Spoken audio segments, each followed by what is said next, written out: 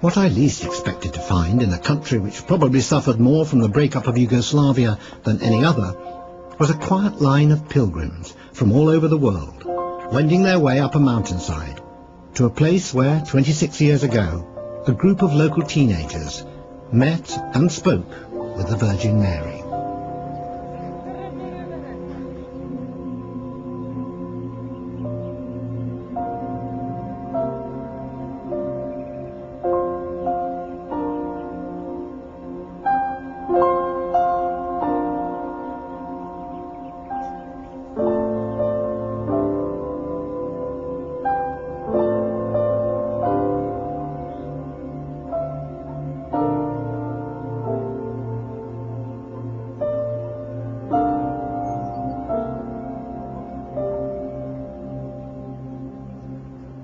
What those children saw has transformed the village of Medjugorje into a boom town, which has already attracted 25 million visitors.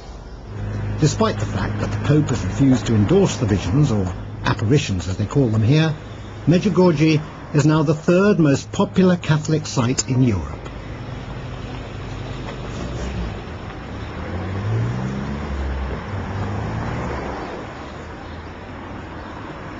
Mirjana Dragicevic is one of the children who saw the Virgin, and still does. She's in her 40s now, married to a builder, and living to all intents and purposes a quiet suburban life. She told me what happened on the mountain when she was 15. At first day we just ran away. We didn't go close. Were you frightened? Yes, yes, because I didn't know what's happening to me. Nobody explained me that this can happen, because our religious life in communism was being in the homes. Having had this experience, was there a change in you? Did you feel different somehow? I understand that happening to me is something beautiful, because to be with Blessed Mary, I think that like this is in heaven. Because, for give you one example, I'm the mother of 2 daughters, and like all normal mother, I will give my life for them.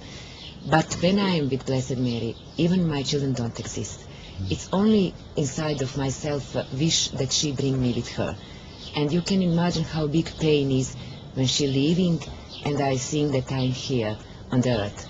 And I always need to pray 1 hour, 2 hours on my room to be able to understand that like this must be, that this is what God wants. Do you still see the Blessed Mary? Yeah, she tell me every 18th of March in all my life that I will have this apparition every 18th of March. But she also said that I will have apparition every 2nd day of each month, but she didn't tell how long.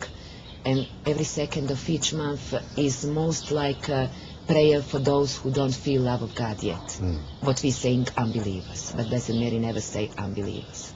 Does she call you by your name, by your Christian name? She always saying, my dear children, always.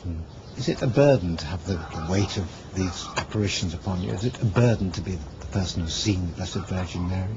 If you're seeing one time face of Blessed Mary, you cannot say that it's difficult for you.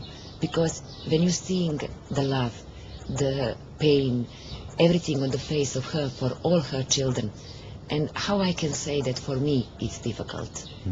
When I seeing what she doing for all of us, when I saying us, I thinking all the world.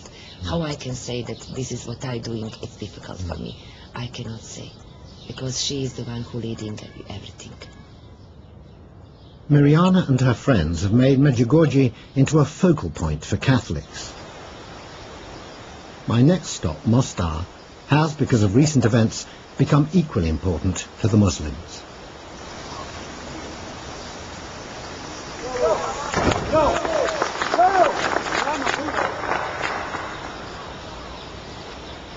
In November 1993, one of the most callous acts of the war, this bridge behind me, which has stood for over 400 years and has now been immaculately restored, was destroyed by Bosnian Croat guns within seconds.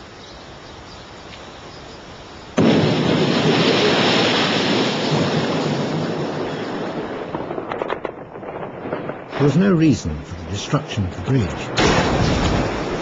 It was a single vindictive act, one of many which, following the disintegration of Yugoslavia, brought terrible suffering to a land where Muslims and Christians once lived in peace. So this is the peak Wow. peak, That's the frightening. highest peak in Mostar. I feel my stomach Yeah, down there this already. adrenaline, oh my And God, oh, wow. unbelievable. The rebuilding of the bridge has enabled members of the select Mostari Divers Club to resume the perilous tradition of hurling themselves 70 feet into just 15 feet of water. And the idea is you've got to jump well clear of the bridge, haven't you? Yes, really you have to throw be away. yourself out. You have to throw yourself out Yeah, from the bridge. Yes.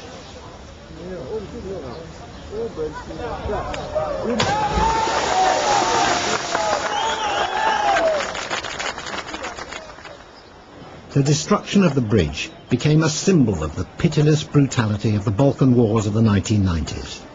My friend Kamal and his family lived through those times.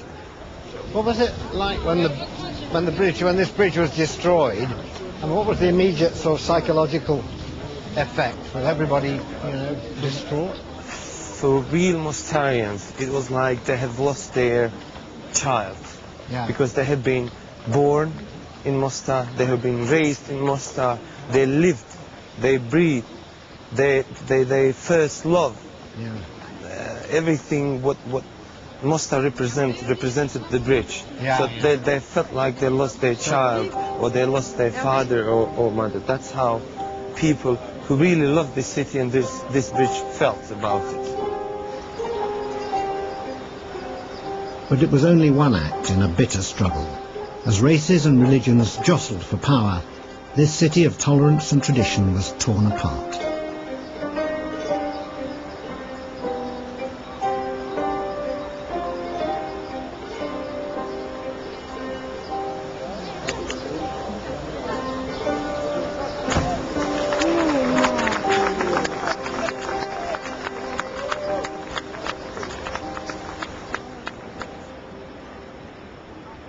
Looking out there now, Kamal, I mean, just look, everything looks, the wooded banks and the little terraces with their tables out. I mean, do you find it hard to remember that, only a dozen years ago there was such bloodshed around here, there was a war on?